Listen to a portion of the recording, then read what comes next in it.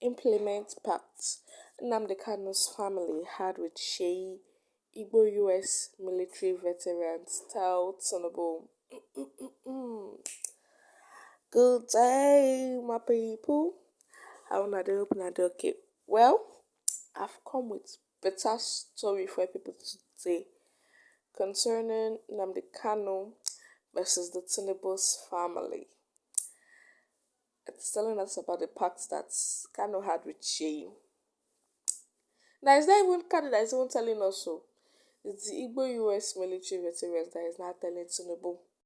They implement pact that our Mazi Kanu had with Sheyi. Well, all in all, let's get into the news. Ooh.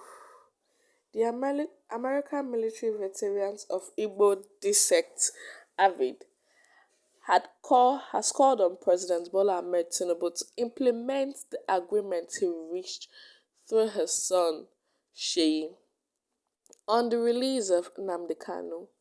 In a statement signed by Chief Dr. Sylvester Onya, President, and Dr.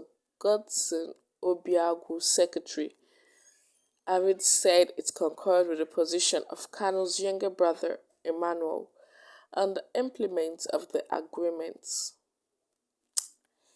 It says, and I quote, "We of the American military veterans of Igbo descent, AVID, concur with Prince Emmanuel Kanu's position on the implementation of the agreement between the family of Nnamdi Kanu and President Bola Ahmed Tinubu through his son, Sheyi.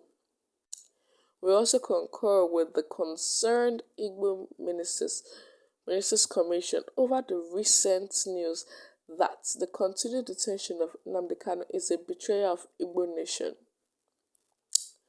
The group lambasted the Southeast governors for their nonchalance to the release of Kanu by the federal government.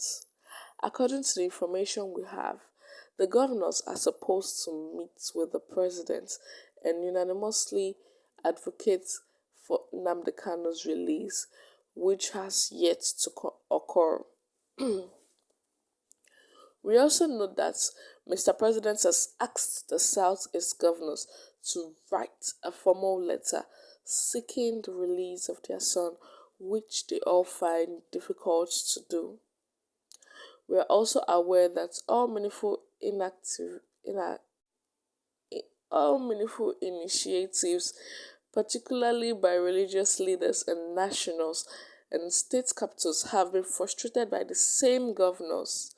As a group, we attempted multiple times to persuade those governors that Nnamdi Kanu was justified on his stand on security and socio-economic development of Southeast. Even after the Nigerian court appeal pronounced Nnamdi Kanu not guilty, the governors remained silent, confirming their complicity. AVID USA vowed not to stand by and let Southeast governors devastate Igbo land by selfishness and lack of motivation to advance the region. The group reminded the governors that continued detention of Nnamdi Kanu's mirrors the sort of grave human rights violations sanctionable by the US government under the Global Magnitsky Human Rights Accountability Act, which was enacted to punish violators of internationally recognized human rights. The act empowers the President of the United States to impose sanctions against foreign officials complicit in gross violation of internationally recognized human rights, against persons for exercising internationally recognized human rights to freedom of expression or association, among other things. The range of presidential sanctions include denial of visas, blocking transaction in all properties in the United States, and public stigma. Therefore, when the time comes for it, your inaction in seeking for the release of Nnamdi Kanu may make you complicit and thus subject to the full consequences of this act. Should you come in contact with the United States, which you do very often, Avid USA warned.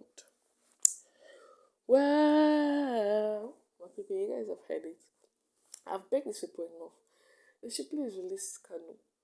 Let us know where we are tackling our problems from. Yes, well, the meeting Kanu had with Shay was on his release because, judging from what I've read, to say that they've had this meeting with the Igbo governors to come together to have a meeting with Tinubu on the release of Kanu, but that hasn't been worked on. And this thing, in my opinion, Ndị Igbo, they should just stop having all this meeting and all of this with the nation because they are bound to receive disappointments. Yes, they're bound to receive disappointment because there's no reason why you're detaining someone of your country, a separatist, just because he no longer wants to be under your control. He wants to have his own country. They want to have their own country, and yet it's not like he has been violent in everything he has done. No, it has been a non-violent separation thing. But now you're detaining him under the um, act of violence or something, and still refusing to release him after he has been cleared of all charges. Well, my people, I'm really disappointed in Nigerians, the Southeast governors. And you know when it was said that Mr. President asked the Southeast governors to write a formal letter seeking the release of their son, and they found it difficult to do. What is so difficult about writing a formal letter seeking the release of your own people? Because Mazi Nnamdi Kanu is a person of the Igbo land. Yes, you find it difficult to write a formal letter to release him. Imagine if it were like their biological child or someone very related to them. They wouldn't find it easy. But because it is Nnamdi Kanu, the separatists, they find it difficult. If it's someone closely related to them, I don't think they'll find it difficult. But because he's one now, they find it difficult. Well, but this is all we have for today. Thank you so much for always tuning in. God bless you. Have a wonderful day ahead of you. Bye.